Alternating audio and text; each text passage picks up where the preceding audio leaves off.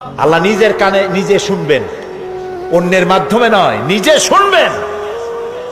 প্রত্যেক আর আসামির কাছ থেকে, লোকদের কাছ থেকে তার বক্তব্য শুনবেন। ভায়া মিডিয়া শুনবেন না, নিজেই শুনবেন। আল্লাহর কান আছে না, চোখ আছে না? লোকেরা এই যে বইপত্রে লেখে আল্লাহ হচ্ছেন নিরাকার, কত বড় বাজে কথা।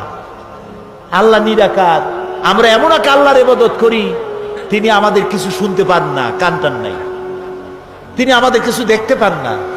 এরকম নাকি আল্লাহ তাআলা?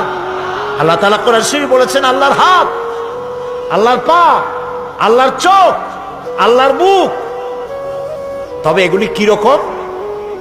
আল্লাহর হাত, পা, চোখ কেমন, আকারটা কেমন? এর একটাই জবাব। কয়টা জবাব? জোরে বলেন। একটাই জবাব, আল্লাহর যেমন হওয়া উচিত তেমন। সুবহানাল্লাহ বলেন, সুবহানাল্লাহ বলেন। এর থেকে আর কোনো জবাব নাই, এই একটাই জবাব, আল্লাহর যেমন হওয়া উচিত ঠিক তেমন। লাইসা কামিসলিহি শাইউন, আল্লাহর অনুরূপ, আল্লাহর মতো আকাশেও কিছু নাই, জমিনেও কিছু নাই। এটা আমাদের ঈমান, এটা আমাদের কি ঈমান। সুতরাং তিনি জুলুম করবেন না এবং হিসাব নেবেন।